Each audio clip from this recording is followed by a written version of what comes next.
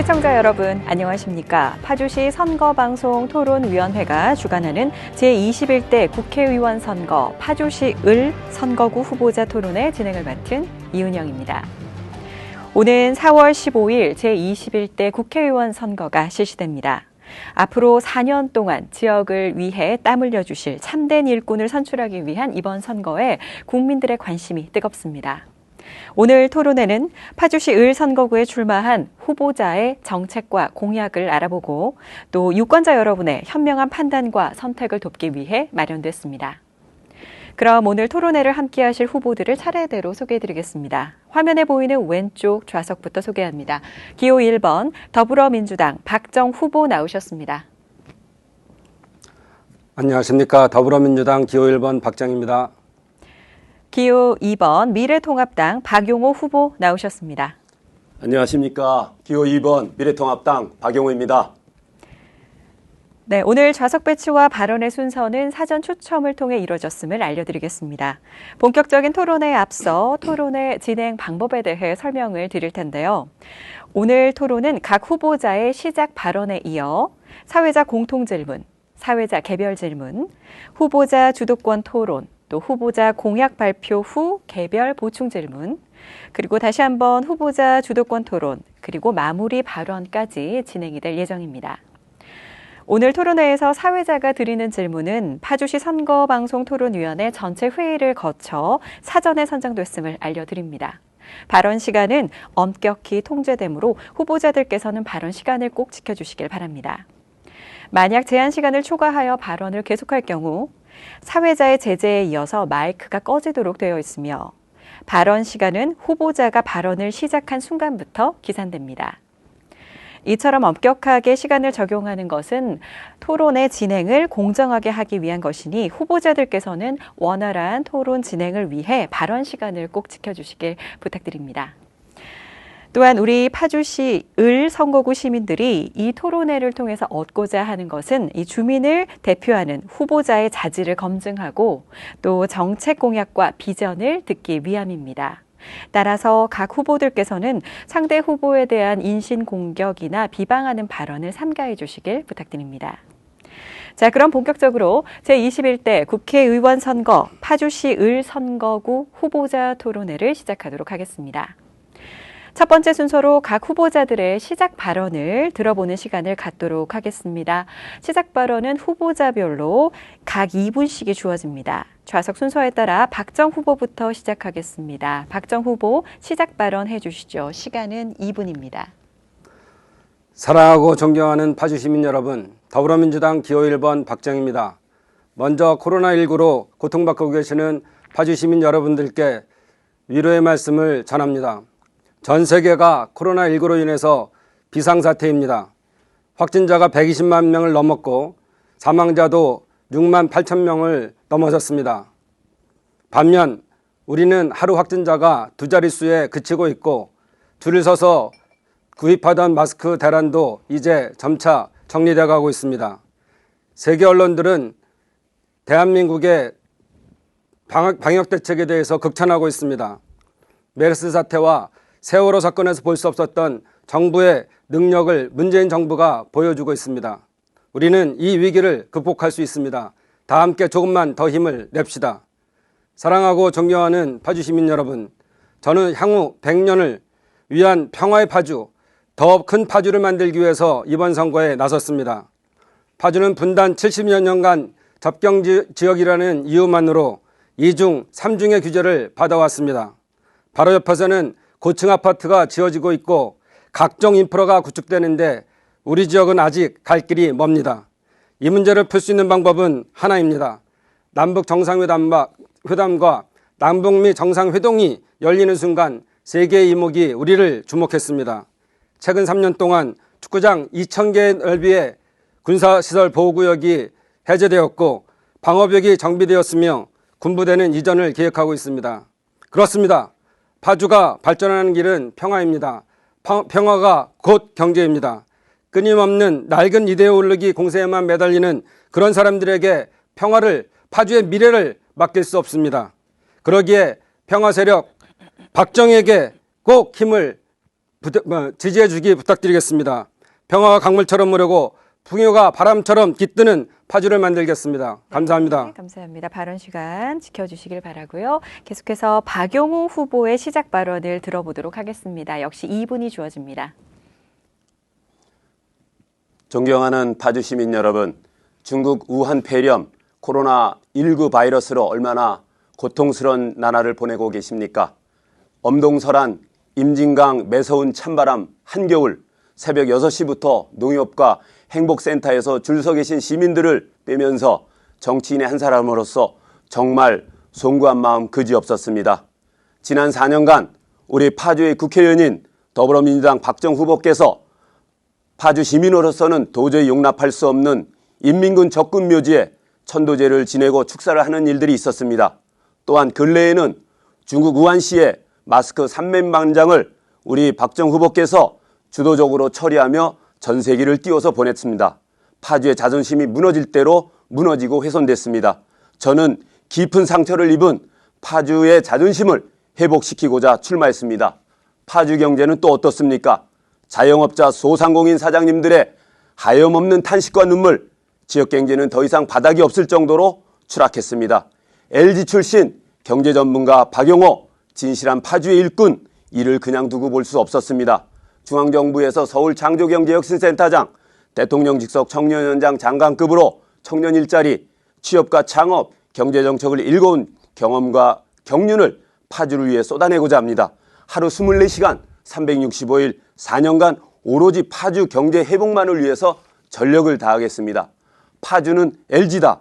LG 출신 박용호가 LG 경영진들을 만나서 친기업 정책으로 LG 성장, 중소기업 성장, 파주 성장을 함께 일궈내겠습니다. 그래서 파주가 살고 대한민국이 바로 세워지도록 하겠습니다. 진실되고 겸손한 일꾼 박용호에게 파주 시민의 큰 힘을 보여주십시오. 보태주십시오. 박용호 해낼 수 있습니다. 고맙습니다. 자, 그럼 이제부터는 본격적인 토론으로 들어가도록 하겠습니다. 이번 시간은 공통질문 시간입니다. 총 3개의 주제에 따른 공통질문을 할 텐데요. 이에 대한 답변을 해주시면 됩니다. 답변 시간은 후보자당 1분 30초입니다. 첫 번째 주제는 코로나19로 인해 침체된 경제 활성화 방안에 대한 질문입니다. 현재 코로나19 바이러스 확산 여파로 인해서 세계 경제가 큰 충격을 받고 있습니다. 특히 대외 의존도가 큰 우리나라는 내수 위축에 또 수출 부진까지 이중고를 겪고 있는데요. 주요 경제연구기관들은 올해 우리나라 경제 성장률을 마이너스 1%까지 낮춰 전망을 하고 있습니다. 자, 그럼 코로나19 사태로 인한 경제 침체의 위기, 과연 어떻게 극복할 수 있는지 구체적인 방안을 말씀해 주시길 바랍니다. 답변은 발언 순서에 따라 박용우 후보부터 시작하도록 하겠습니다. 발언 시간 1분 30초입니다. 네, 어떠한 정책이 있을 때에 큰 흐름이 있습니다. 우리 코로나19 바이러스로 경제가 너무나 어렵습니다. 그렇지만 큰 흐름을 바라봤을 때 먼저 국정 기조에서부터 변화가 필요합니다. 대전환이 필요합니다. 경제정책 어떤 교과서에도 없고 어떤 나라에도 적용하지 않았던 소득 주도 성장이라는 말도 안 되는 정책으로 이 코로나19 바이러스에 의한 경제 어려움을 아주 더 가중시키고 있습니다. 52시간, 주 52시간 근무하는 거 이거 자율적으로 바꿔야 됩니다. 이게 자율화돼야지 어떻게 일하는 시간까지 모든 사람들의 모든 직종에 일하는 시간까지 주 50여시간으로 규제한단 말입니까? 이게 뭐 사회주가도 아니고 말이죠. 최저임금 이슈 마찬가지입니다. 너무 급격하게 올랐습니다. 경제 재앙이라고들 합니다. 거기다 코로나19까지 합쳐져서 이제는 경제 코로나 현상까지 나타나고 있다고 합니다. 국정기조가 반드시 자유시장경제주의로 바뀌어야 된다라고 저는 생각을 합니다. 두 번째로는 소상공인 우리 자영업자분들에 의한 정책이 필요합니다. 대출금리 확 낮추고 은행의 문턱 확 낮춰서 우리 소상공인들의 이 탄식 어린 눈물을 씻어주셔야 됩니다. 세 번째는 신산업, 새로운 산업들이 많이 진출할 수 있도록 규제를 과감하게 개혁해야 합니다. 새로운 산업들이 나타나고 친기업 정책을 펼쳐야 됩니다. 기업인들을 존경해야 됩니다. 기업인들을 죄인시하고 기업인들을 터부시하는 국가에서 어떻게 경제정책이 일어나겠습니까? 친기업 정책으로 기업이 투자하게 해야 됩니다. 그래야 일자리가 늘어납니다. 네, 발언 시간 끝이 났습니다. 다음은 박정 후보께서 답변해 주실 시간입니다. 역시 1분 30초가 주어집니다. 네, 코로나19 상황을 조속히 마무리하는 것이 가장 좋은 방안입니다. 이를 위해서 우리는 불편하더라도 사회적 거리두기를 계속해야 합니다. 지금 우리 정부는 자영업자, 소상공인 그리고 중소기업 등을 지원하는 여러 정책들을 시행하고 있습니다. 개인들에게는 지역화폐를 지원해서 대형마트, 온라인마트 등에서는 사용할 수 없도록 하여서 지역 내의 소상공인들을 돕고 지역경제도 활성화할 수 있는 방안을 모색 중에 있습니다. 그러나 이런 정책에도 불구하고 현장에서는 제대로 지원이 되지 못하는 사각지대가 있는 것도 사실인데 정책을 보다 촘촘하게 설계해서 사각지대를 최대한 없애고 지원할 필요가 있다고 봅니다. 또 기업의 매출 감소 등으로 일자리를 잃을 수 있는 사람들에 대해서 이에 대한 대응 방안도 선제적으로 마련하는 것이 중요합니다. 특히 우리 경제는 수출에 대한 의존도가 절대적인데 우리 수출 기업들이 어려운 여건 속에서도 잘 견뎌낼 수 있도록 적극 지원할 필요도 있습니다. 그 외에도 업종별로 애로사항이 다를 수 있기 때문에 보편적인 지원과 함께 현장에서 제기하는 맞춤형 지원 방안도 마련해야 할 것 같습니다. 국가적 위기 상황에서는 시장에만 맡기지 말고 국가 개입을 적극적으로 해서 적극적 재정 지원 방안을 마련해서 이 코로나19 사태를 극복해야 할 것 같습니다. 네. 자, 두 분 말씀 잘 들었습니다. 다음 주제로 넘어가겠습니다. 이번 주제는 비핵화 추진 및 남북관계 개선 방안에 대한 질문입니다. 현재 남북관계가 갈수록 냉랭해지고 있고 또 북미 관계 역시 해법을 찾지 못하고 교착 상태에 놓여 있습니다. 비핵화에 대한 북미 간 입장차가 여전히 큰 상태이고 북한이 핵협상에서 우리나라를 배제하는 통미봉남 전략으로 인해서 남북관계 개선이 쉽지 않은 상황인데요. 현 상황을 타개하고 비핵화와 또 평화 관계를 이룰 수 있는 구체적인 방안에 대해서 말씀해 주시길 바랍니다. 이번엔 박정 후보부터 답변해 주시기 바랍니다. 역시 시간은 1분 30초입니다. 네, 제3차 북미 정상회담이 현실적으로 무산된 상황에서 비핵화와 남북관계 개선을 위해서 사고의 전환이 필요합니다. 현재까지는 선 북미 대화, 후 남북관계 개선의 프로세스였다면 지금은 먼저 남북관계 개선을 추진하고 그리고 그 이후에 북미 정상회담을 추진하는 방향으로 나가야 합니다. 미국 대선 레이스가 시작됐기 때문에 미국 정상회담은 그 이후에나 가능할 것 같습니다. 따라서 지금은 남북관계 개선을 위한 시간입니다.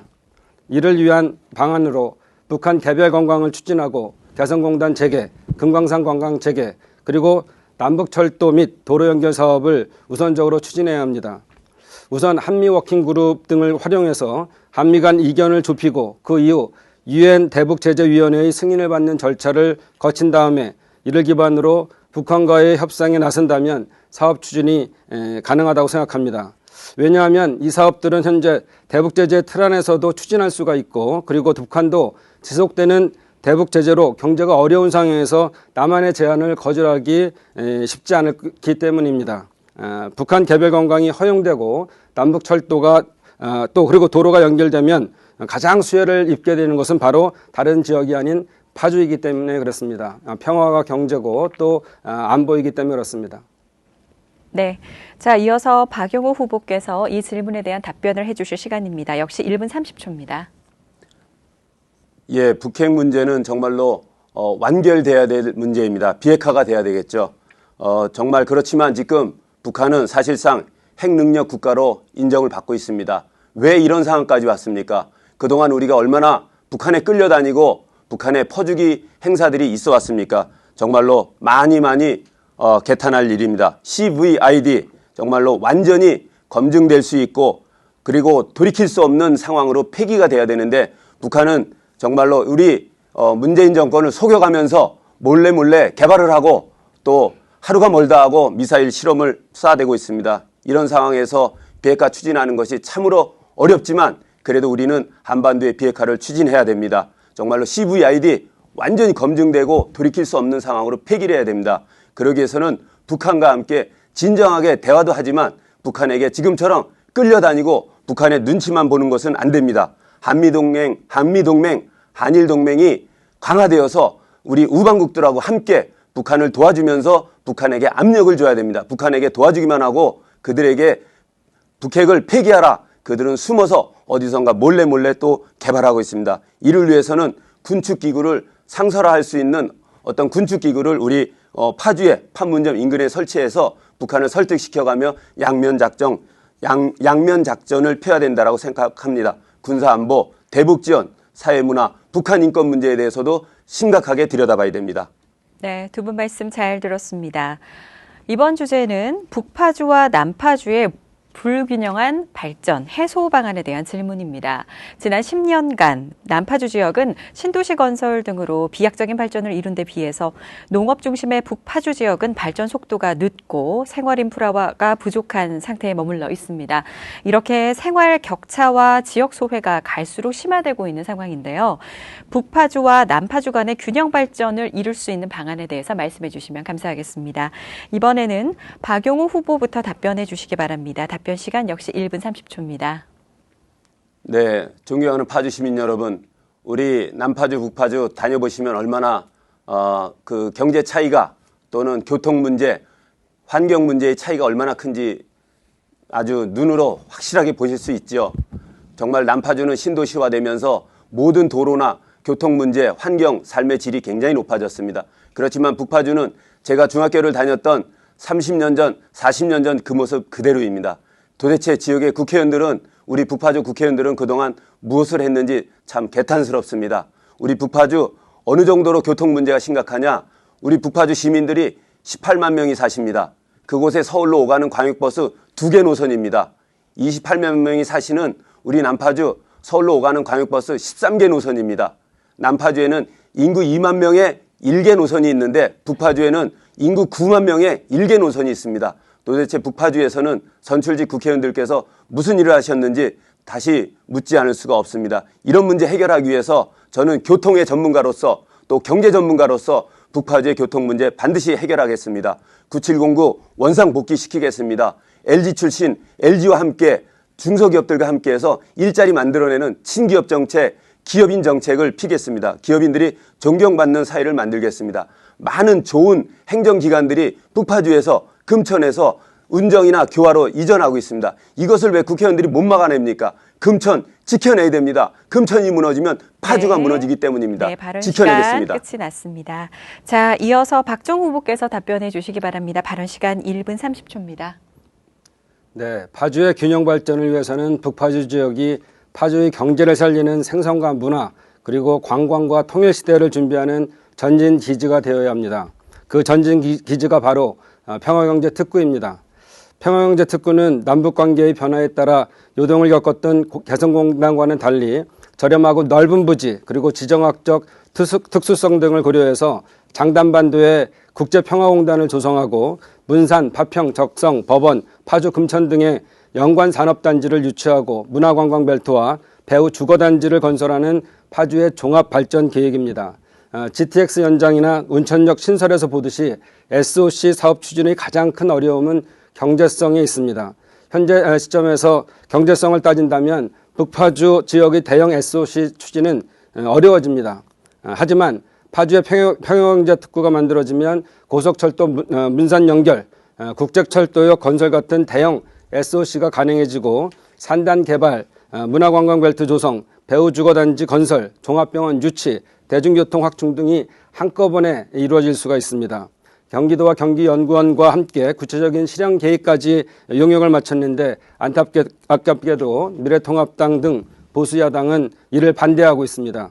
이번 총선에서 더불어민주당이 압도적인 지지를 보내주신다면 21대 국회에서 반드시 실현할 수 있도록 하겠습니다. 네, 두 분 말씀 잘 들었습니다. 자, 다음 시간은 개별 질문 및 후보자 보충 질문 시간입니다. 제가 후보자들께 차례로 질문을 드리면 이에 대한 답변을 해주시면 됩니다. 답변 후에는 상대 후보자의 보충 질문이 이어지고요. 또 질문을 받은 후보는 이에 대해서 보충 답변을 해주시면 되겠습니다. 개별 질문은 각 후보자에게 1개씩 총 2개가 준비되어 있습니다. 사전 추첨을 통해서 후보자별로 질문 사항이 정해졌습니다. 질문에 대한 답변 시간은 1분 30초, 그리고 보충 질문은 1분의 시간이 주어집니다. 자, 그럼 발언 순서에 따라서 박정 후보에게 먼저 질문을 드리도록 하겠습니다. 박정 후보가 선택하신 질문 주제는 출산율을 높일 수 있는 효과적인 방안에 대한 질문입니다. 우리나라의 경우 젊은 세대가 결혼과 출산을 미루거나 포기함에 따라서 이 저출산 현상이 갈수록 심화되고 있습니다. 2019년 우리나라의 합계 출산율이 0.92로 매우 낮습니다. 역대 최저 수준을 갱신을 했는데요. 이는 OECD 국가 중 가장 낮은 수준이라고 합니다. 정부의 출산율 제고 노력이 별다른 효과를 거두지 못하고 있는 상황인데요. 출산율을 높일 수 있는 효과적인 방안에 대해서 말씀해 주시기 바랍니다. 답변 시간은 1분 30초입니다. 네. 저출산의 원인은 주거, 돌봄, 일자리 등 복합적인 요인이 작용하고 있지만 가장 시급히 해결해야 할 문제가 주거 부분입니다. 2019년 한국청소년정책연구원의 사회경제 실태조사에 따르면 53.2%가 결혼을 미루는 가장 큰 이유로 주거비용 부담이라고 말했고 8.6%가 출산 양육 문제, 8.5%가 직장 불안정이라고 답했습니다. 이 조사 결과만 보더라도 출산율을 높이기 위해서는 우선 추진해야 할 정책은 청년, 신혼부부들의 안정적 주거 지원입니다. 주택 공급 확대와 함께 청년, 신혼부부의 주택 마련 기회를 넓히기 위해서 대출금리를 인하시키고 대출 한도를 확대하고 그리고 상환기간을 연장하는 등 청년, 신혼부부 전용 주택 구입 자금 정책이 필요합니다. 결혼 후 육아 부담도 역시 큰 문제입니다. 이를 해결하기 위해 영유아 온종일 돌봄 체제를 구축하고 민간과 국공립 어린이집, 유치원 시설의 격차를 해소해서 아이를 믿고 맡길 수 있는 양질의 양육 환경을 제공할 필요가 있습니다. 추가로 청년들의 안정적인 일자리 마련도 필요합니다. 자신의 전공과 특기를 살려서 취업할 수 있도록 맞춤형 취업을 지원하는 것도 필요합니다. 네, 알겠습니다. 자, 이번엔 박용호 후보께서 박정 후보에게 보충 질문을 하실 수 있는 시간입니다. 시간은 1분이 주어집니다. 예, 후보께서는 방금 그 맞춤형 일자리 어떤 취업 이슈를 말씀하셨는데 구체적으로 어떤 내용이 있을까요? 저는 청년 창업 보육센터 사관학교를 유치했었던 것이 있는데요. 그것에 답하기 전에 저희가 도심재생 구도심재생 개발 사업들이 많이 진행되고 있습니다. 뉴딜 정책인데요. 그래서 일단 전통시장의 1층은 그대로 전통시장의 모습을 갖추고 그 위에다가 요즘 그 효과가 실증된 레고형 모듈러 주택을 4층까지 5층까지 만들어서 2층은 커뮤니티 센터로 쓰고 3층이나 4층은 청년이나 또는 창업 청년가에게 그리고 또는 신혼부부에게 아주 싼 임대료를 받고 제공함으로써 결국은 일자리도 만들고 주거를 해결할 수 있는 두 마리 토끼를 잡고 또 한 가지는 또 우리 전통시장도 더 수요의 층을 넓힘으로써 더 많은 혜택을 볼 수 있도록 할 수가 있습니다. 네, 잘 들었습니다. 자, 다음 질문으로 넘어가겠습니다. 박용호 후보가 선택하신 질문의 주제는 대형 종합병원 유치 방안에 대한 질문입니다. 파주시는 인구 46만 명 규모의 대도시임에도 아직까지 대형 종합병원이 없어 의료 취약지역으로 남아 있습니다. 그간 이 대형 종합병원 유치 움직임이 있어 왔지만 아직까지 구체적인 계획이 서지 않은 상태인데요. 파주시에 대한 대형 종합병원을 유치하기 위한 구체적인 이 방안 그리고 계획을 갖고 계시다면 말씀을 해 주시길 바랍니다. 박용호 후보께서 답변해 주실 수 있고요. 시간은 1분 30초입니다. 네, 그동안 우리 지역의 선출직 의원들께서 이 대형 병원 유치하는 것을 아주 매 선거 때마다 공약으로 내걸었지만 아직도 유치가 전혀 안 된 상황입니다. 이 공약이라는 것이 결국에는 빈 공짜, 그래서 공약이 되었다, 지켜지지 않는 공약이 되었다 이렇게 됩니다. 그래서 굉장히 문제가 많은데 정말 무대책이 대책인 이런 상황으로 왔습니다. 지금 아까 MC께서 말씀하셨던 것처럼 파주시는 지금 46만 명의 시민이 살고 계십니다.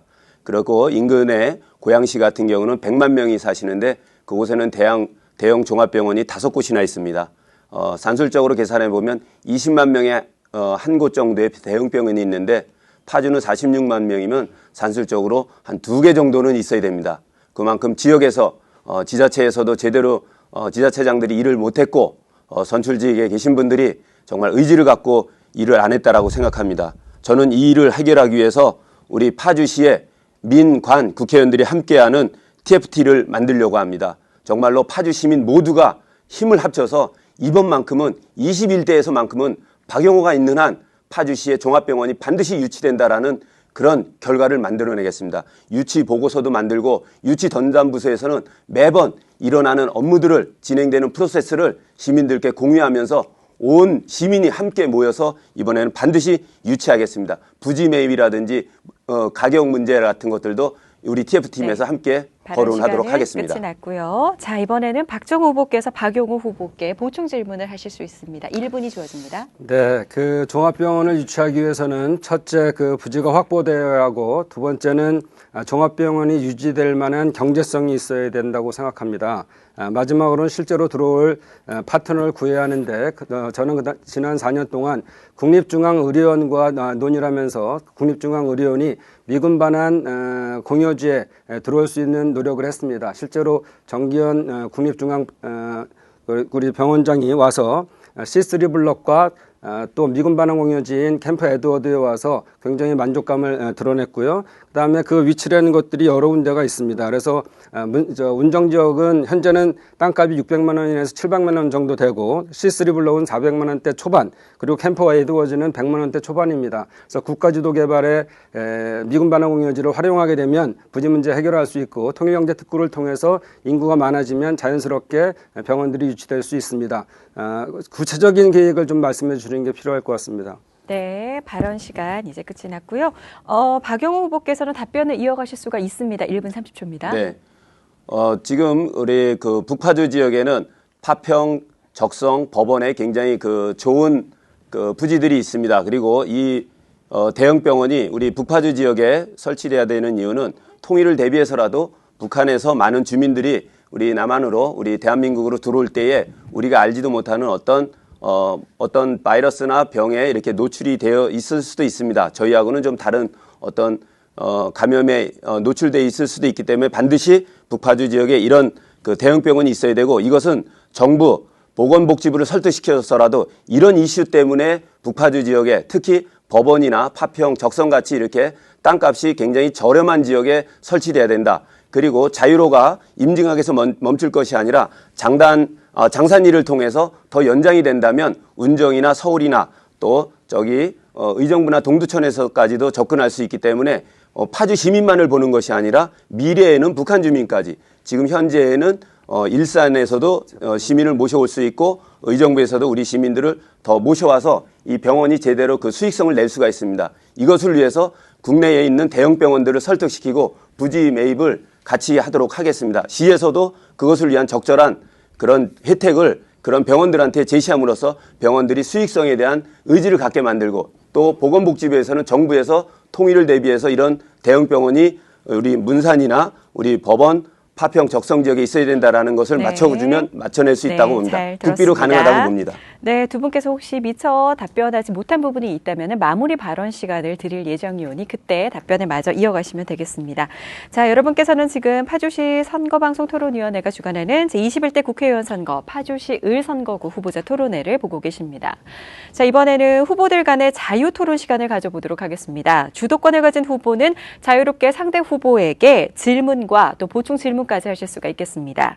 각 후보에게 주어진 시간은 6분입니다. 시간을 잘 엄수해 주시길 바랍니다. 그럼 주도권을 가진 후보의 질문과 답변 시간은 1분 정도가 주어진다는 점, 그리고 질문을 받은 이 상대 후보의 답변 시간을 1분 이상은 조금 보장해 주시기를 부탁드립니다. 그럼 정해진 순서에 따라 먼저 박용우 후보가 토론을 주도해 진행하겠습니다. 박용우 후보 시작해 주시죠. 6분 주어집니다. 네, 우리 박정우 후보께서는 20대에 어떤 대표 공약을 내세웠는지 혹시 기억하고 계시는지요? 네. 어떤 걸 116개 공약을 내서요. 그중에 65개를 실천했습니다. 대표 공약은 어떤 걸 내놓으셨는지요? 여러 개 있습니다. 예, 여러 개 중에 몇 가지만 좀 말씀해 주시죠. 여기 자료에 다 있는데 혹시 대표 공약이니까 기억하고 계실 것 같은데. 네, 저희가 뭐 했던 것들이 116개라. 그 중에 한두 개만이라도 대표 먼저 공약 말씀하세요. 기억 못 하시는군요. 기억은 116개를 다 기억하죠. 아니요, 대표 공약 3-4가지만, 한두 가지만 말씀해 주시면 되겠습니다. 네, 교육 공약도 냈고요. 교육 공약 내서 수준을 남북을 균형을 맞추겠다 그래서 실제적으로 우리 10개 학교에 그렇지가 않습니다. 다목적 체육관을 줬고요. 네, 주도권 제가 가지고 있습니다. 우리 후보께서 쓰신 편지에 의하면 첫 번째 평화 경제 구축을 위해서 세계 평화공원, 그다음에 장담반도의 국제평화공단, UN 제5사무국 국제평화기구, 중립적인 비정부 기구 클러스터 조성, 국제관광사업 활성화한다는 것이 첫 번째 공약입니다. 그렇지만 이 첫 번째 공약 하나도 기억하지 못하시고 하나도 이루어지지 않았습니다. 두 번째 공약이 바로 종합병원인데 왜 마찬가지 종합병원 아직도 유치가 안 됐고 명문대학 들어오지도 않았습니다. 국제공연시설 저도 북파주에 살고 있지만 보지도 못했습니다. 너무나 안타까운 상황이고요. 두 번째 질문을 드리겠습니다. GTX를 갖다가 문산까지 연장한다는 말씀을 주셨는데 그것에 대해서 어떤 일을 해오셨는지요?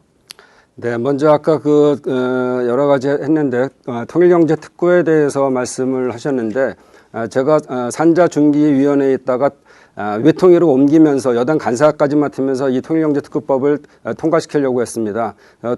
그런데 가장 결정적으로 통과가 안 되는 이유는 우리 자유한국당, 지금은 미래통합당이죠.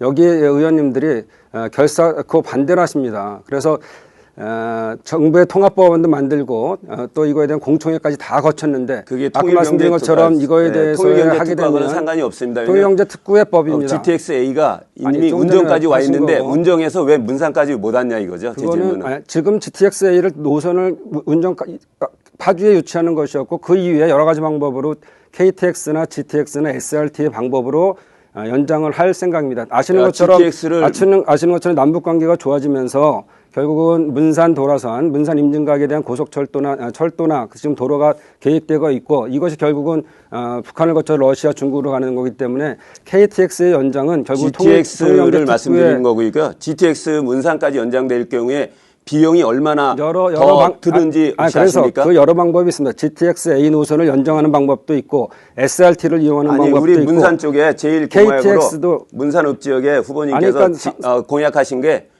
GTX-A 문산 연장을 추진하신다고 했는데 이것에 대한 결과 없죠 지금. 지금 추진하고 있다는 게 그리고 문산까지 포럼을 열었고 이런 문제에 추진까지 대해서 하는데 문산까지 추진하는 데 있어서 비용이 얼마나 더 드는지 아십니까?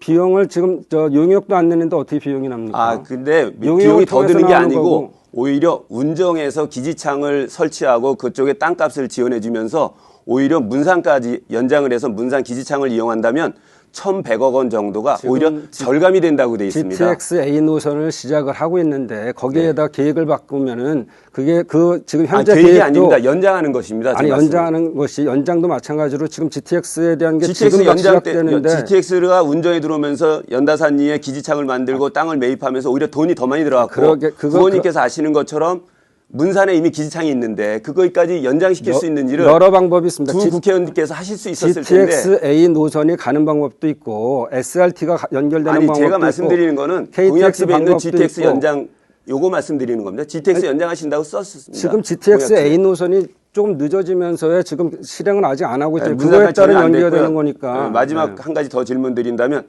지금 홍대에서 김일성 사진이나 김정은 사진이 걸리면서 레스토랑들이 자기네들 홍보 이슈로 쓰고 있는데 그런 상황을 어떻게 보십니까? 우리 파주가 70년 동안 일방적인 이 안보에 대해서 양보와 희생을 강요당했는데 그렇게 안보 이데올로기에만 안보 이데올로기 아닙니다. 우리 광화문에서 분단 세력으로 가게 되면 홍대 입구에서 파주가 어떻게 많은 청년들이 지내고 있는데 어떤 가게에서 김일성이나 김정은의 사진을 가지고 가게를 홍보하고 있는데 이런 상황이 벌어지는 근거에는 적군루에 우리가 가서 참배하거나 축사를 하는 이런 기성세대들의 잘못된 문화가 우리 청년들에게 좋지 않은 시그널을 주고 있다고 저는 생각합니다. 그리고 거기에 기념공원까지 추진하고 그랬던 것에 대해서는 같은 지역에 살고 있는 파주 시민으로서 대한민국 국민으로서 도저히 용납할 수 없습니다. 거기에 대해서 어떻게 생각하시는지요? 기념공원이 아니고요. 국방부 참배 가시고 축사하시는 말씀을 물어보셨으니까 답변을 할게요. 세계평화공원을 하겠다고 경기도가 국방부로부터 토지를 매입해서 그걸 파주시와 상의하는 과정이었습니다. 그리고 참배란 말씀을 쓰시면 안 됩니다. 그거는 참배가 아니고 저희는 거기에 대한 천도제 아닌가요? 천도제? 천도제인데 참배는 하지 않았습니다.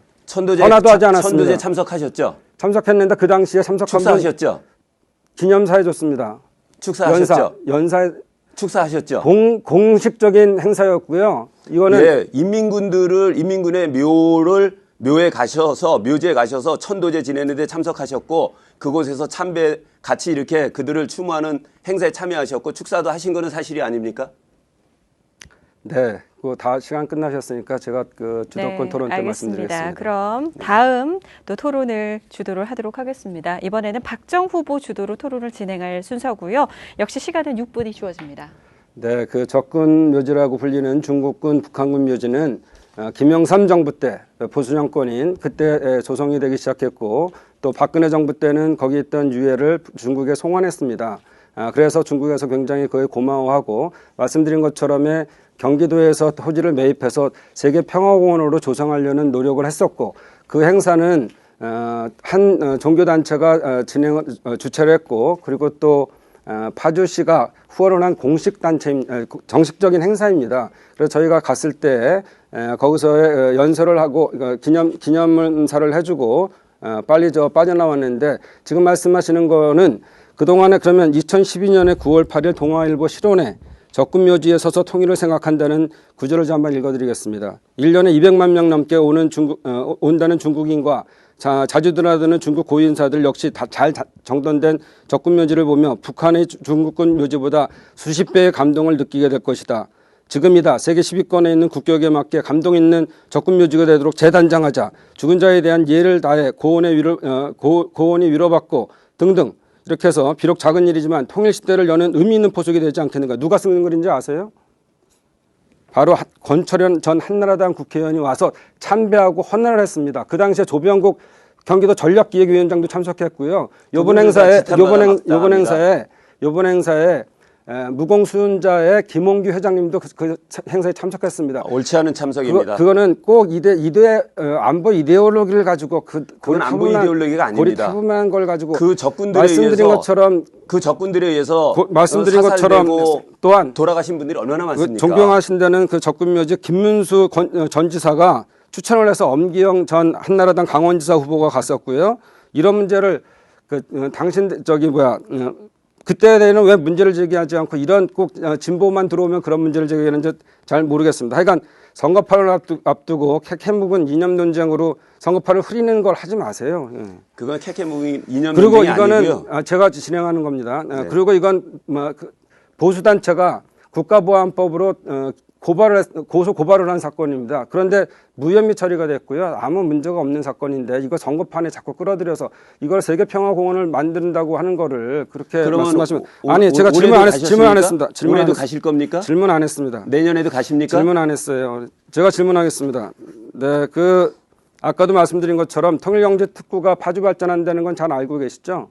네, 그렇습니다. 근데 자당에서 반대하는 입장에 대해서는 어떻게 생각하시겠어요? 예, 저는 지금 통일경제특구에 대해서 공약을 거셨는데 자당이 전체적으로 반대하고 있는 거에 대해서 당이 생각하고 다른 쪽으로 가실 수 있는 건 아니시잖아요. 네, 저는 지금 신인이기 때문에 우리 당에서 그동안 얼마만큼 어떤 논리로 이렇게 반대했는지는 모르지만 저는 통일경제특구가 반드시 필요하다고 보고 있고 그것을 위해서는 해당 국회의원이 법안을 내는 사람들이 잘 설득시키고 논리정연하게 그러면 설득시켜서 만들어내야 된다고 봅니다. 원외위원장일 때도 충분히 제안하실 수 있잖아요. 이게 중요한 법이니 우리 통과시켜달라고. 다른 국회의원들은 김포의 의원님이나 또 연천의 의원님들은 그런 말씀하셨어요. 그럼에도 불구하고 통과를 안 시켜주는 법안 소위 바로 앞에서 다 나가버리는 행태를 몇 번을 하셨기 때문에 통과가 안 된 거라는 말씀 드리고요.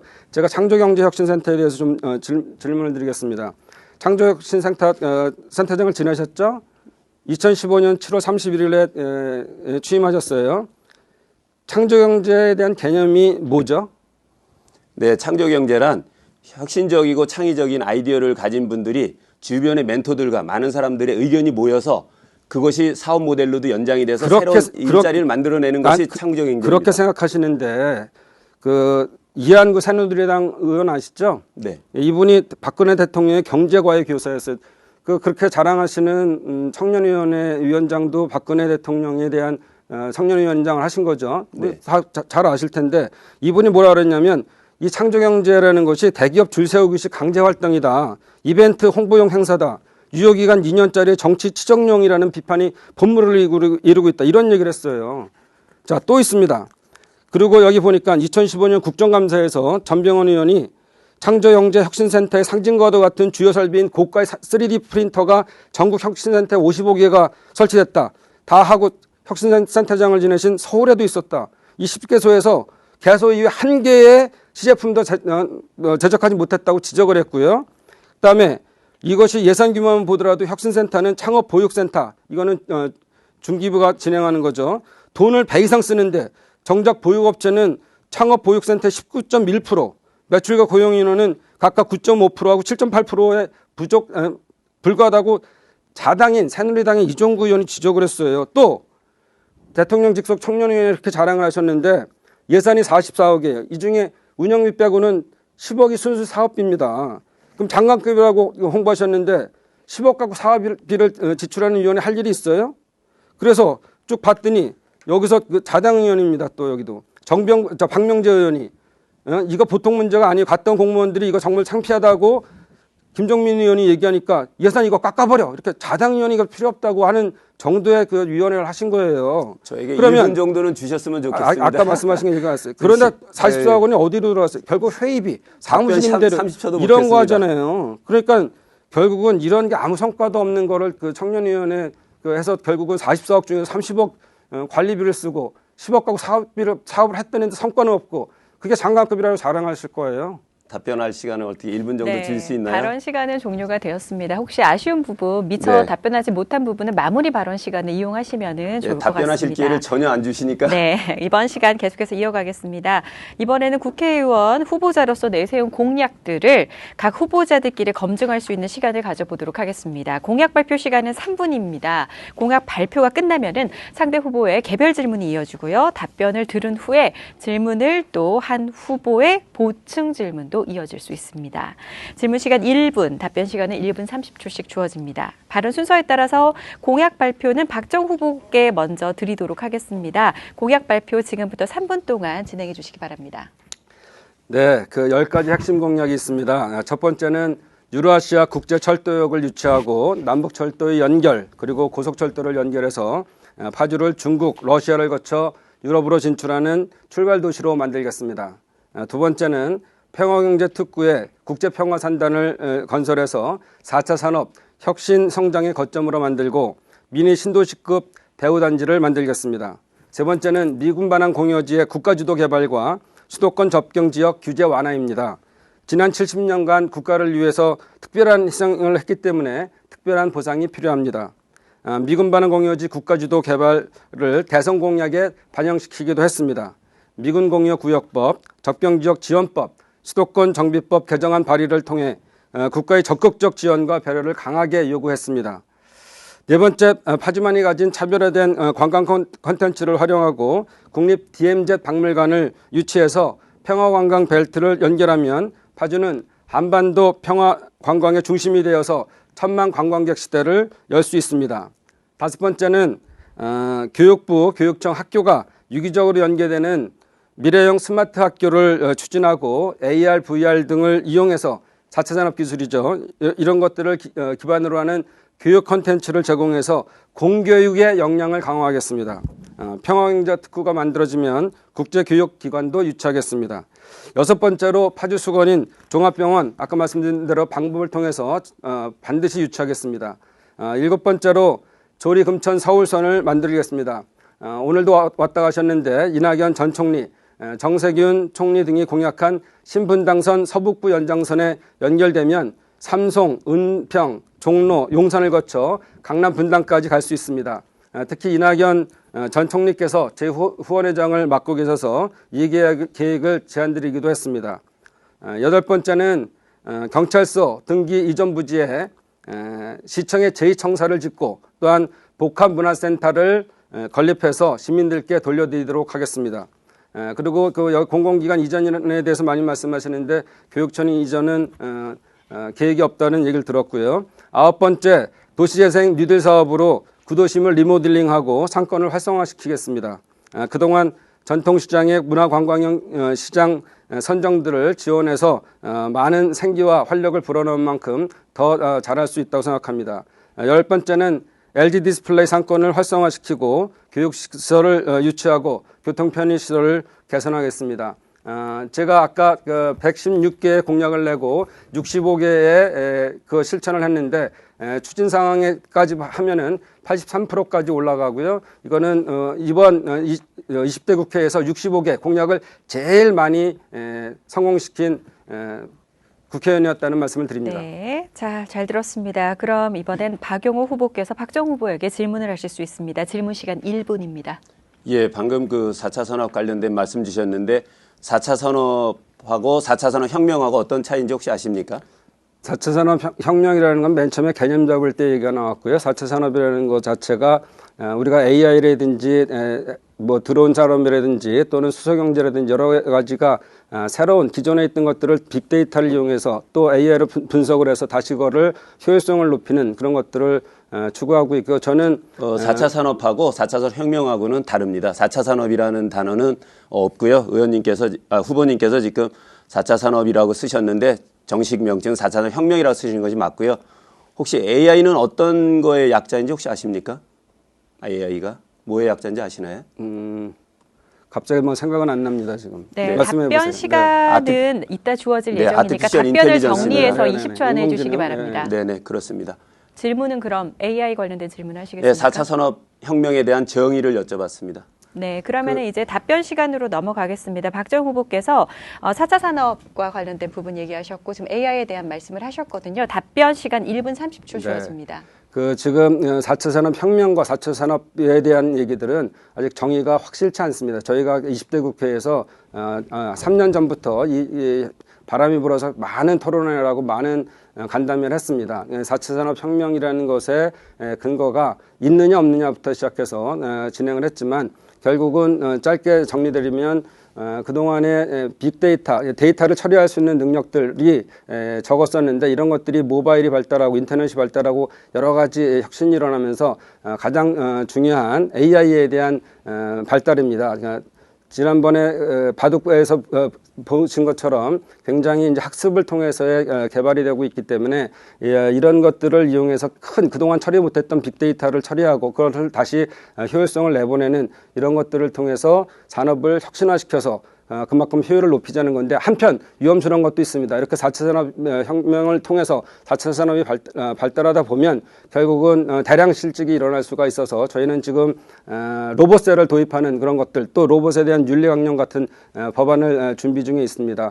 분명 가야 될 길이지만 그거에 대한 부작용들도 우리가 살펴보면서 가는 것이 중요하다 보고 있고요. 저 역시 우리 당의 혁신성장추진위원회의 간사를 맡고 있습니다. 저도 서울대 미생물학과 대학원을 나오면서 IT가 있다면 BT 쪽에 또 전문가라는 말씀을 드리겠습니다. 네, 자 다음은 박용호 후보께서 박정 후보에게 보충 질문을 하실 수가 있고요. 1분을 사용해 주시기 바랍니다. 네, 아까 그 4차 산업 기술과 4차 산업 혁명 차이에 대해서 잘 모르시는 것 같아서 다시 한번 정리를 해드립니다. 4차 산업 혁명에 대해서는 포스 인더스트리얼 리볼루션 해가지고 이미 다보스 포럼에서 정의가 됐고 세계적인 경제학자들이 다 이야기를 하고 있습니다.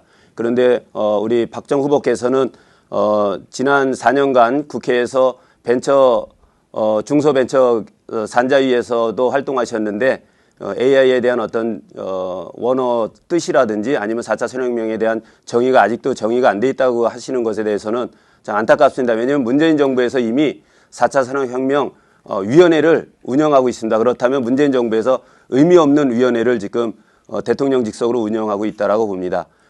이 4차 산업혁명에 대해서는 지금 인공지능,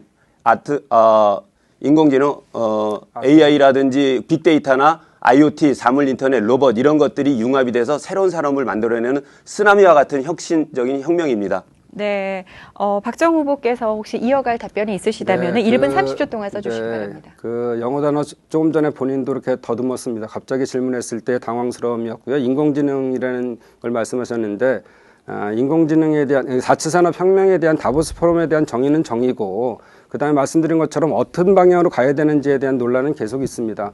말씀드린 것처럼 무슨 그 위원회만 만들었다 이런 것이 아니고 그 방향으로 가면서 우리가 뛰어나게 가고 있는 부분들이 많이 있고요.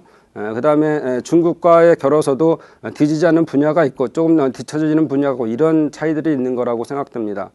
단어 하나 지금 갑자기 생각 안 났다고 그걸 공격 포인트로 갖고 아니 그러는 그렇지 거는 않습니다. 맞는 아티피셜 거- 인텔리전스는 제가 말씀드리는 거고요. 국회의원으로서 그 지역에서 그 정도 일을 발언 시간을 좀 하셨는데 지켜주시길 바랍니다. 아직 네. 40초 남아 있습니다. 네, 그래서 그런 것들을 말씀하시면 안 되고요. 지금 저는 중국에서 보면은 쉽게도 그 4차 산업혁명에 대한 것들을 보면 위챗페이라든지 이런 것들이 QR 마크를 통해서 굉장히 발달되어 있습니다. 실제로 카드가 필요 없이 진행될 수 있는 이런 상황들이 있는데 그동안에 우리가 데이터 3법이라든지 이런 것들을 통과시키는 데 있어서 자유한국당이 엄청나게 반대하고 같이 진행을 안 했습니다. 이런 것들이 가장 기본적인 토대를 만드는 것이고 그다음에 규제 샌드박스 같은 것들도 저희가 만들어서 이제 모든 사업들을 다 할 수가 있고요. 또 데이터 3법을 통해서 개인정보법도 활용할 수 있기 때문에 이제 기틀을 마련해서 갈 수 있는 법안들이 근거가 됐다 이런 말씀을 드리겠습니다. 네. 자, 그럼 이어서 계속해서 박용우 후보의 공약 발표를 지금부터 이어가도록 하겠습니다. 박용우 후보께서는 3분 동안 공약을 발표해 주시기 바랍니다. 네, 저는 크게 4가지 분야에서 말씀을 드리고자 합니다. 먼저 경제 분야, 교육 분야, 교통 분야, 환경 분야입니다. 먼저 경제 분야입니다. 먼저 우리 파주는 일자리가 가장 문제입니다. 일자리가 없습니다. 지난 4년간 우리 금천경제, 문산경제 정말 바닥이 아니라 완전히 바닥을 뚫고 아래까지 내려가고 있습니다. 그래서 저는 이 문제를 해결하기 위해서 4차 산업혁명 국가산업단지를 조성하려고 합니다. 파주에 센트럴밸리라는 희망 프로젝트가 있습니다. 그곳에 인포메이션 테크놀로지, 바이오 테크놀로지와 같은 기업들이 많이 들어올 것이고 IoT나 인공지능, 아티피셜 인텔리전스에 관련된 국내 기업들이 들어오도록 4차 산업혁명 국가산단을 만들어서 기업들에게 혜택을 주겠습니다. 그 기업들이 들어와서 파주에서 사업할 수 있도록 하겠고 또 LG를 도와서 제가 LG 출신입니다. LG가 정말로 파주에서 성장할 수 있도록 LG와 함께 협력해서 지역경제 살아나도록 하겠습니다. 그리고 파주에는 17개의 산업단지가 있는데 산업단지들이 우후죽순이 있습니다. 산업단지들마다 그 특성을 심어줘서 그 역할을 잘 해내도록 하겠습니다. 그리고 교육 문제입니다. 방금 말씀드린 이런 4차 산업혁명에 관련된 산단지 조성이 되면 인재들이 필요합니다. 그 인재들을 육성하기 위해서 세경고등학교나 두원공대라든지 이런 학교들을 4차 산업혁명에 관련된 특성화 학교로 만들어서 학생들이 많이 마음껏 일하고 공부하고 그래서 일자리를 찾아가고 창업할 수 있는 환경을 만들겠습니다. 그리고 이러한 프로그래밍이라든지 인공지능이나 빅데이터를 초급반, 중급반, 고급반을 운영해서 일반 시민, 청년, 청소년들이 그곳에 와서 꿈을 꾸고 또 창업도 하고 또 그들끼리 멘토를 만나서 아이디어를 국내외적으로 발표할 수 있는 이런 기회도 만들고 또 국가 산단으로 취직할 수도 있는 이런 생태계를 만들려고 합니다. 그리고 세 번째는 교통 문제입니다. 파주가 서울 생활권이라고 합니다. 그렇지만 일요일 날 파주 금천에서 서울을 가기 위해서 9709 버스를 타려면 1시간에 한 대가 옵니다. 이것은 완전히 오지마을 수준입니다. 도대체 우리 선출직 국회의원들께서는 무슨 일을 했는지 너무나 안타깝습니다. 9709 원상복귀 시키겠습니다. 그 다음에 GTX-A 문산까지 연장이 되면 오히려 1,100억 원 정도가 비용이 절감이 됩니다. 왜 비용이 더 많이 드는 지역에다가 기지창을 만들고 땅 매입하는 데 돈을 많이 쓰는지 이 정말 소득주도 성장을 하는 이 경제학자라는 사람들 정말 이해가 안 됩니다. 경의선 증편 반드시 시키겠습니다.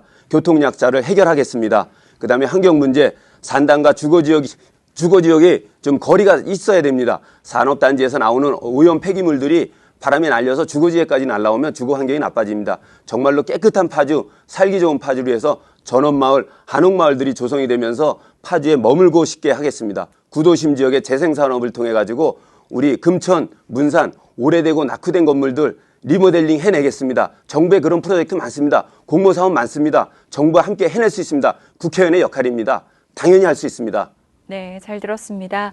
자, 그럼 박정우 후보께서 이번에는 박용우 후보에게 질문을 해주시기 바랍니다. 질문 시간 1분입니다. 네, 산단 몇 개 있다고 말씀하셨죠? 예, 17개가 지금 준비됐습니다. 국가 산단은 몇 개 있어요? 네? 국가 산단. 국가 산단 한 3개 정도 있습니다. 2개 있습니다. 2개. 탄현하고 그 출판단지. 그러니까 본인이 있었던 지역구에 있었던 산단입니다. 근데 국가 산단을 만든다고 희망 프로젝트에다 한다 그랬는데 이미 1차는 경기도에서 심의를 득했고 이제 2차도 3차도 현대라든지 이런 데서 이미 그거를 우선 사업 협상자로 지정이 돼 있는데 국가 산단 거기다 만든다 그러면 그거 다 싹 기존의 계획을 없애고 다시 한다는 다시 진행한다는 말씀이세요? 아니 전혀 그렇지 않습니다. 아니, 이미 근데- 조성된 인프라를 아니 이미 거기에 거기 1차가 진행이 됐고 2차와 3차에 우선 협상 지역이 다 돼 있고 4차, 5차에 그 주거단지만 ITBT가 들어오는 지역이 어딘지 아십니까? 주거단지만 남아 있는데 지금은 답변 시간이 그래서 아직 그거에 아닙니다. 대한 것들이 지금 잘 모르시고 하는 말씀입니다. 이런 말씀 드립니다. 질문 정리해 주시죠. 그럼. 네. 질문 그래서 지금 말씀하신 것처럼 그 희망 프로젝트에 대해서 이미 진행하고 있는 거에 대해서 네, 어떻게 다 알겠습니다. 뒤집고 하실 거냐는 말씀 그러면 물어보는 발언 겁니다. 시간이 종료가 됐고요. 박용우 후보께서는 답변하실 준비가 되셨습니까? 네. 네. 질문 이해하셨다면 지금부터 1분 30초 지켜주시기 바랍니다. 예, 질문은 제대로 안 들어왔기 때문에 제가 오히려 더 보충 설명을 드리겠습니다. 질문했습니다. 지금. 4차 산업혁명 산업단지를 조성한다는 것은 어떤 없는 것을 새롭게 만드는 것이 아닙니다. 지금 파주 희망 프로젝트라고 해서 파주 센트럴밸리에 우리 그 산업단지가 이제 막 조성 중에 있습니다. 거기 좋은 기업들이 많이 들어와야 되는데 지금 상황에서는 그냥 땅만 닦아놓고 그냥 몇 개 인프라만 구축해놓고 텅 빌 공산이 큽니다. 그러기 위해서는 그것을 랜드마크로 만들어야 됩니다. 대한민국의 랜드마크로 남북 교류를 위해서 그다음에 남북 경협을 위해서라도 거기가 4차 산업혁명의 국가 산업단지가 되는 것이 굉장히 중요합니다. 전국에 아직 없습니다. 그리고 마침 우리 희망 프로젝트에서 IT, BT, IoT, 인공지능에 관련된 기업들이 들어올 수 있는 기회가 만들어졌습니다. 이것을 위해서 국가산업단지로 만들면 각종 법인세 혜택도 생기고 기업들이 또 많은 교통 인프라에 의해서 억세스하기도 좋기 때문에 그것을 랜드마크로 만들어야 됩니다. 그래서 파주에 일자리가 만들어지고 또 좋은 사람들이 모이고 그곳에 또 우리와 같은 멘토들이 이런 교육센터를 만들어서 파주가 정말 대한민국의 미래가 되게 하고 싶습니다. 제가 그래서 주장하는 바 있습니다. 누군가 대한민국의 미래를 묻거든 고개를 들어 파주를 보게 하라. 이런 위대한 파주가 바로 이런 대한민국을 이끌어가는 이런 4차 산업혁명의 국가 산단에서 만들어질 수가 있습니다. 이것은 정부에서 대통령 직속 위원회로까지 가지고 있는 게 4차 산업혁명입니다. 그러니까 이 산단이 반드시 저는 유치될 수 있다고 생각하고 기획재정부 다 설득할 자신이 있습니다. 알겠습니다. 두 분 후보자께서는 주어진 발언 기회에만 조금 발언을 해주시길 부탁을 드리도록 하겠습니다. 자, 다음은 박정 후보께서 박용호 후보에게 보충 질문을 해주시기 바랍니다. 질문을 1분간 해주시기 네, 바랍니다. 아까 질문에 대한 요지를 잘 이해 못하신 것 같은데요. 국가산단이 가능하냐 현재 국가산단을 다른 지역에다 만드는 것은 가능할 수가 있습니다. 힘 있는 집권 여당의 재선의원이 되면 그걸 다 논의하면서 만들어낼 수가 있는데 지금 그 프로젝트는 이미 1차는 이미 심의가 났고 2차, 3차 진행되고 있는데 그걸 다 기존 계획을 없애고 한다는 거에 대한 것이 가능하냐. 그러면 그 전에 그 협상 대상자들은 어떻게 할 거냐. 용역을 내봤냐. 이런 문제를 말씀드리는 거고요. 그리고 아까 그 기지창을 옮기는 거는 KTX뿐만 아니라 다 GTX, SRT를 종합적으로 고려해서 용역을 낸 다음에 가능한 일이고 누가 그 1,100억만 들어가면 할 수 있다는 그 용역 결과 데이터를 누가 냈습니까? 난 그건 보통 지하철 들어가는 게 아니라 1,100억 원이 오히려 절감이 됩니다. 그러니까 그 데이터를 연다산이 하는 것보다. 용역이 발표되지가 않았는데 누가 어디서 그런 용역이 나왔는지 그거는 서울대학교 철도 전문대 자, 시간을 좀 지켜주시길 바랍니다. 데이터입니다. 네, 질문의 취지는 이해를 하셨지요. 그럼 박용우 후보께서는 답변 시간 1분 30초 써주시기 바랍니다. 네, 지난번에 여기 우리 20대 국회 때 나왔던 이 공보물에 의하면 GTX 문산 연장하는 것이 문산읍에 관련된 첫 번째 공약입니다. 지금 GTX-A가 운정역에서 멈추면서 이제 기지창이 연다산 이곳에 생깁니다. 연다산이라는 곳에. 근데 그곳을 땅을 매입을 해야 되고 또 한 9m까지 또 땅을 높여야 됩니다. 그리고 또 기지창이 새롭게 만들어집니다. 굉장히 흉물스럽습니다. 기지창 반대하는 주민들도 많고요. 그런데 거기다 기지창을 만들면서 오히려 돈이 더 많이 들어갑니다. 있는 기지창이 문산에 있습니다. 문산까지 금천을 거쳐서 문산까지 연장을 하면 오히려 1,100억 원이 절감이 되는데 왜 갑지역의 국회의원도 그런 일을 안 하고 을 지역의 국회의원도 그런 일을 안 하는지 저는 도저히 이해가 안 됩니다. 이건 국토부를 설득시켜서 아니 절감이 되는데 왜 안 합니까? 분명히 절감시킬 수 있는 데이터도 나왔고 그럼 공청회를 통해서 그 금액이 정말 맞느냐? 그렇게 연장할 수 있느냐? 오히려 남북 통일을 대비해서라도 문산까지 빨리 연장시켜 놓는 게 낫지 지금 임시방편적으로 운정 연다산리에서 기지창 만들고 한 몇 년 있다가 다시 그거 다 헐고 문산 기지창으로 다시 연장하고 도대체 이런 갈짓자 경제정책, 교통정책을 펴는 정권이 어디 있습니까? 이것은 단순히 표를 위해서 지금 당장 이렇게 생각하는 거고 우리 의원들이 저는 지역을 위해서 일을 안 했다고 생각합니다. 의원님께도 박정 후보께도 제가 여쭙습니다. 파주에 자랑할 만한 공약이 뭐 있습니까? 파주에 자랑할 만하게 내가 해놓은 성과가 뭐가 있습니까? 발언 시간은 이렇게 끝이 났습니다. 자, 이렇게 지금까지 후보들의 공약 검증 시간을 가졌습니다. 여러분께서는 지금 파주시 선거방송토론위원회가 주관하는 제21대 국회의원 선거 파주시 을선거구 후보자 토론회를 보고 계십니다. 자, 이번에는 다시 한번 후보자들 간의 자유토론 시간을 가져보겠습니다. 주도권을 가진 후보는 자유롭게 상대 후보에게 질문과 보충 질문을 하실 수가 있겠습니다. 각 후보에게 주어진 시간 6분인데요. 두 분 후보자께서는 발언 순서도 좀 잘 지켜주시면 감사하겠습니다. 자, 그럼 먼저 박용우 후보가 토론을 주도해서 진행을 하겠습니다. 지금부터 시작하겠습니다. 네, 방금 여쭤봤는데요. 우리 박정 후보께서는 지난 4년간 파주에 내가 자랑할 만한 이런 성과를 냈다. 어떤 걸 꼽으실 수 있을까요? 네, 금천에 다목적 수영장이 딸린 다목적 체육관. 그것을 위해서 파주에 국비가 얼마나 지원이 됐나요? 44억 들어왔습니다. 그러면 4년 동안 파주를 위해서 44억 국비를 따온 것이 대표적인 성과입니까? 파주에 4년 동안 윤호덕 의원과 같이 해서 국비를 2조 239억 원을 확보했습니다. 파주를 위해서 어느 지역보다도 제가 많은 주도권을 예산을 가지고 있습니다. 아니, 질문하셨는데 파주 지역을 위해서 성과를 내세울 수 있는 게 그 금천 지역에 그 다목적 센터를 들어온 게 다 그게 첫 번째 아닙니까? 아니, 그렇지 않죠. 네. 우리가 문산 도로선 연장에 대해 전철도 만들었고요. 도로도 시작했고요. 그다음에 10개 교회 다목적 체육관을 짓고요. 그다음에 파주읍에도 수영장이 딸린 문화체육센터 짓고요. 또 그다음에 문산에도 수영장이 딸린 청소년 수련관도 건립했고요. 네, 그렇지만 네. 그 모든 것들이 박정 후보께서 지난 4년 전에 제시한 더 똑똑한 파주, 장단 500만 평 국제평화공단, 첨단 의료관광, K뷰티 복합센터를 페라리 월드 지역에 놓는다고 그랬었는데 이게 하나도 지켜지지가 않았습니다. 이게 너무 안타까운 상황이고요. 그다음에 또 하나는 그 우한이 맞습니까? 무한이 맞습니까? 말씀하세요. 예, 우리 박정 후보께서는 지난번에 만들어 놓은 우리 의정 보고서에 의하면 중국 우한대학교에서 박사학위를 했다고 했습니다. 중국 우한대학교 박사학위는 우한 지역은 이번에 폐렴 바이러스의 근원지입니다. 바로 몇 개월 전에 이렇게 의정 보고서에는 우한대학교라고 썼고 그러면서 예비 홍보물서부터는 갑자기 무한대학교라고 나타나고 있습니다. 그리고 본 홍보물에서도 무한대학교라고 나타나요. 어떻게 이 두세 달 만에 이게 학교 이름이 이렇게 바뀔 정도로 문제가 됐는지 한번 설명 좀 해주시죠. 한자로는 무한이고요. 중국어 발음은 우한입니다. 그런데 왜 요 근래 들어서 이렇게 여러 공보물에서 갑자기 이렇게 바뀌기 시작했습니까? 아니, 그거야 한자 표기를 하느냐 또 그 원어 발음 표기하느냐에 따른 거지 그게 큰 문제가 됩니까?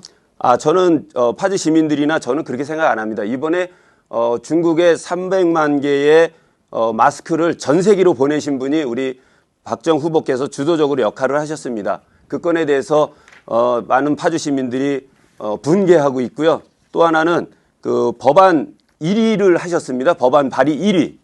몇 건이나 발의하셨는지 혹시 아십니까? 228건 했습니다. 229건으로 저희는 카운트하고 있는데 네, 저희가 잘못된 숫자인가요?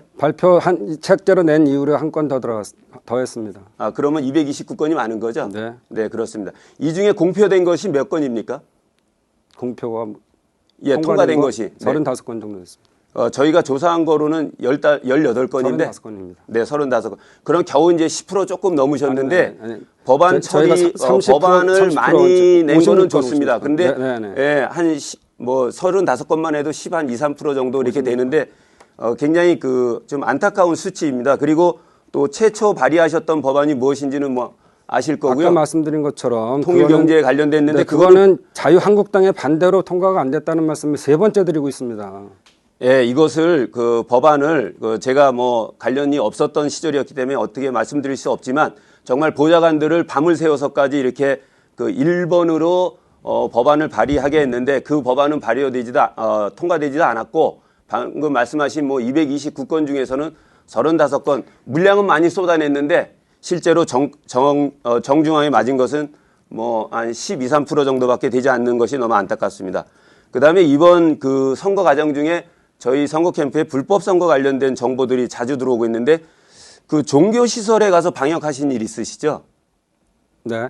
네, 그게 불법인 거 혹시 알고 계시냐? 선관위에서 불법이 아니라고 얘기했습니다. 예, 그건 그다음에 보훈단체 지지선언도 받으셨더라고요. 이건 불법인가요? 합법인가요? 불법 아니라고 다 통보받았습니다. 예, 근데 제가 선관위에서 확인했는데 이 둘 다 불법입니다.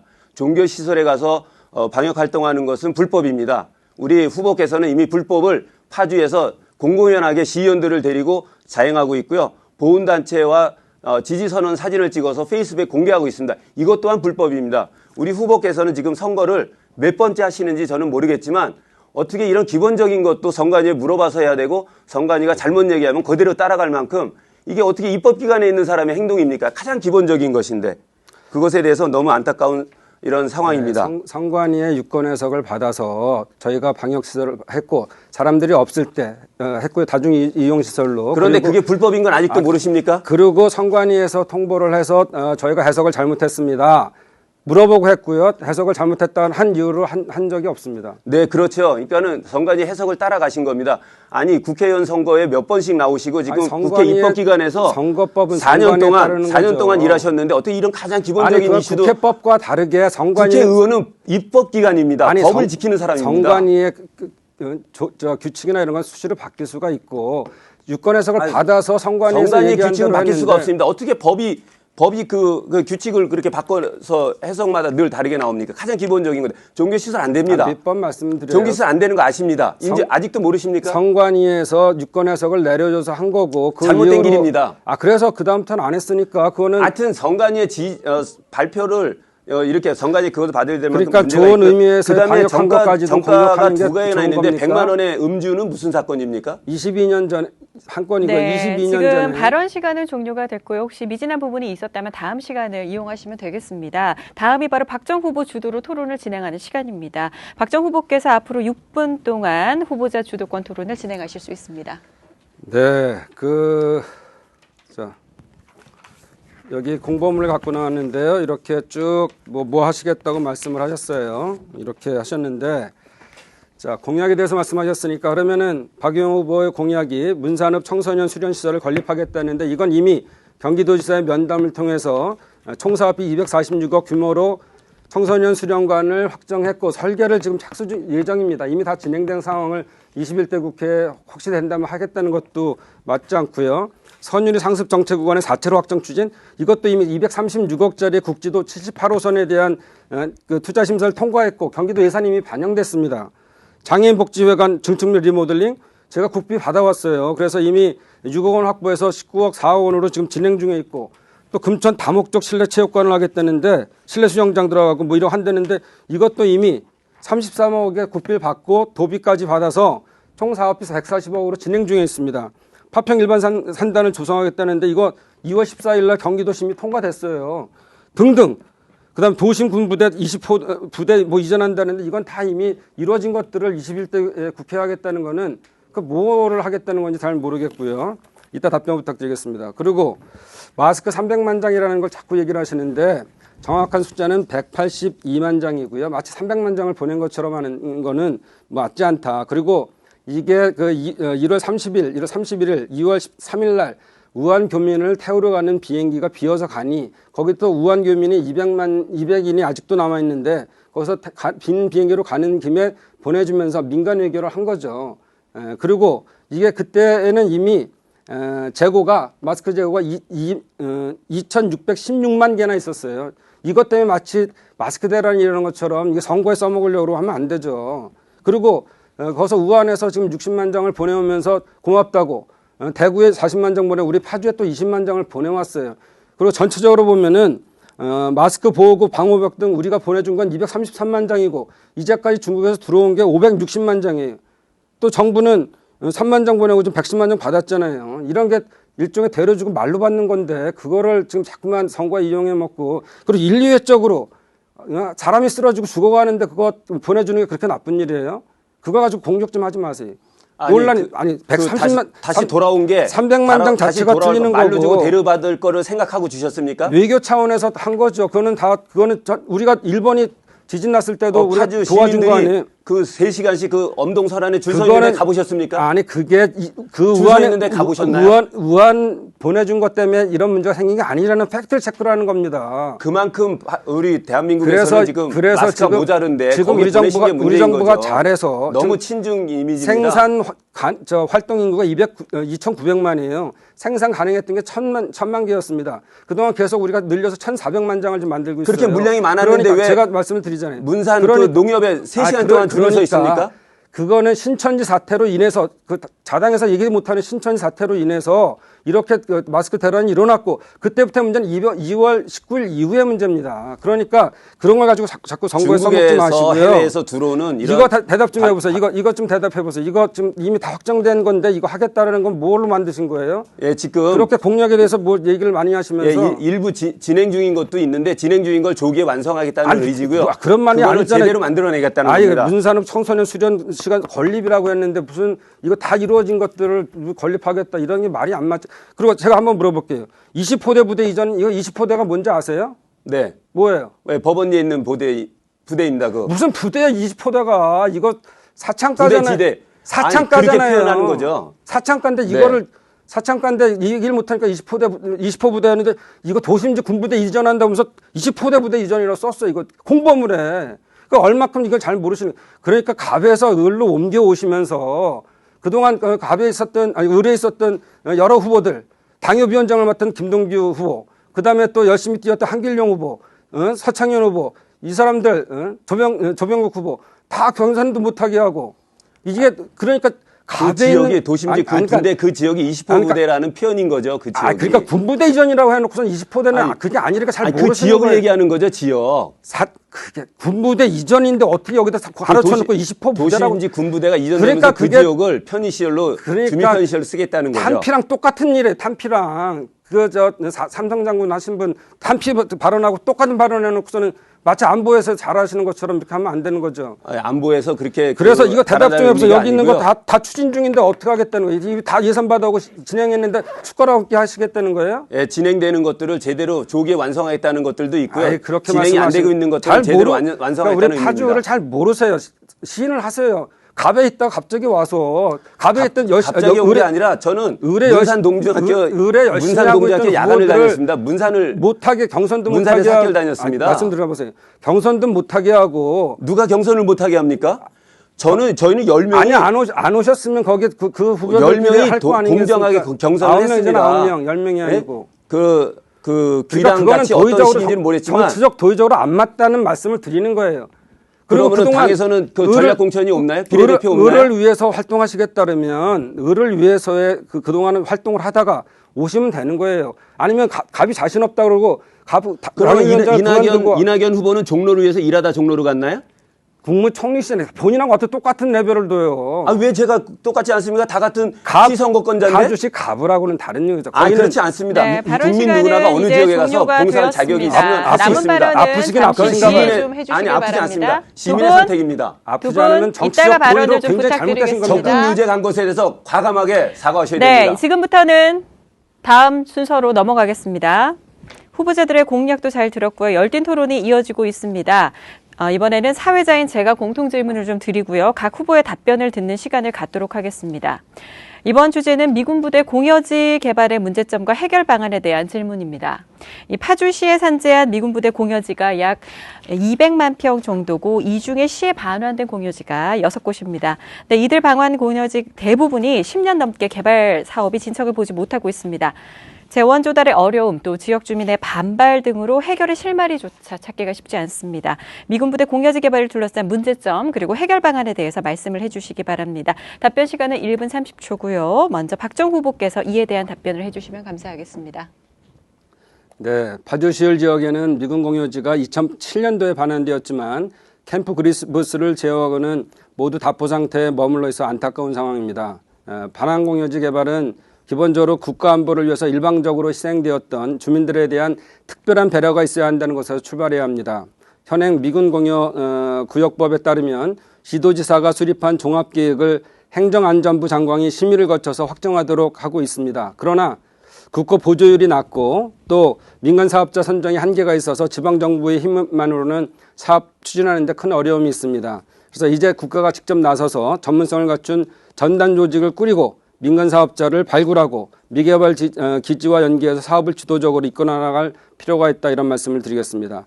그래서 저는 2016년 8월에 미군 공여 구역법 개정안을 대표 발의했고요. 이 법은 국무총리 소속의 지원단을 신설하고 토지 매입 소요 경비를 지원하는 걸 확대하고 결정적으로는 국고 보조율을 높이는 등 국가 지원을 확대하자는 그런 내용이 담겨져 있습니다.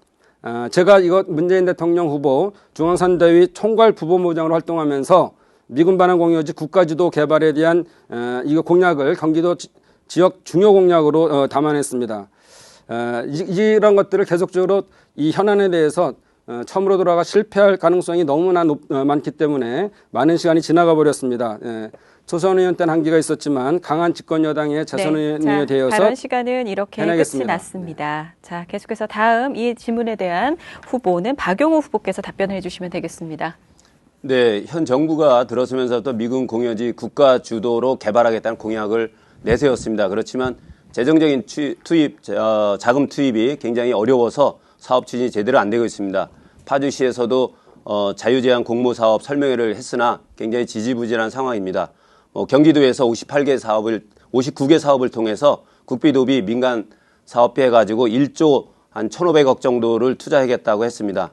지자체는 최소한의 토지 매입비로 개발 이익이 가능한 사업 추진을 선호하고 있습니다. 사유재산권 회복을 원하는 토지 원소유자의 이해와 많이 대립되고 있습니다. 국방부가 또 지자체의 무상 증여하는 것에 대해서, 무상 양해하는 것에 대해서는 굉장히 부정적인 입장입니다. 개발 제약 요인으로 여러 가지가 있지만 개발 재원이라든지 환경오염 문제나 주민 참여, 공여지 매입 등이 굉장히 큰 이슈입니다.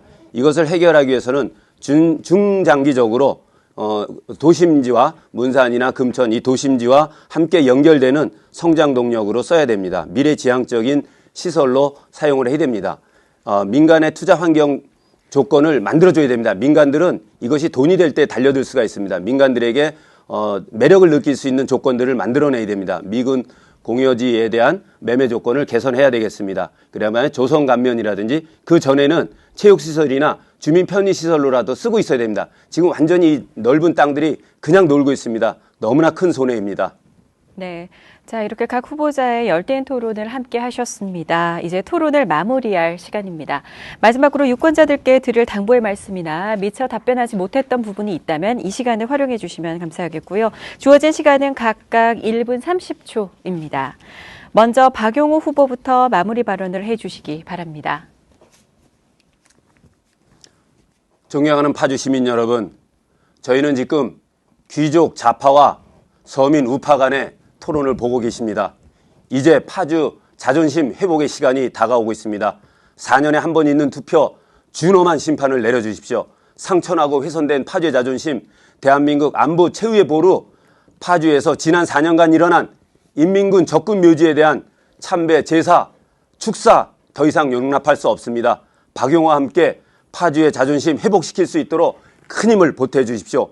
LG 출신 경제전문가 박용호, LG와 파주가 함께 성장하는 친기업 정책, 리쇼링, 해외 공장들이 파주로 돌아오는 이런 정책, 구제개혁 등으로 규제를 개혁시켜서 파주 경제 일궈내겠습니다. LG그룹 경영진들하고도 같이 협의를 하겠습니다. 파주는 LG다.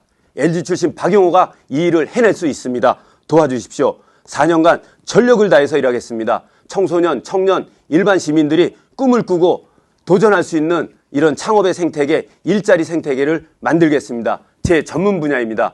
지난 정부에서 1300일간 하루도 빠지 않고 사무실에 출근해서 국민을 섬기며 일했습니다. 그런 자세로 4년간 1360일 3만 5천 시간을 국민을 위해서, 파주 시민을 위해서 일하겠습니다. 누군가 대한민국의 미래를 묻거든 고개를 들어 파주를 보게 하라. 이런 위대한 파주, 살기 좋은 파주, 대한민국의 미래가 될 파주 시민들과 함께 만들겠습니다. 도와주십시오.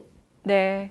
다음은 박정 후보의 마무리 발언을 들어보도록 하겠습니다. 우선적으로 아까 그 법안 229개 중에서 통과된 것들이 30% 가깝다는 말씀을 드리겠습니다.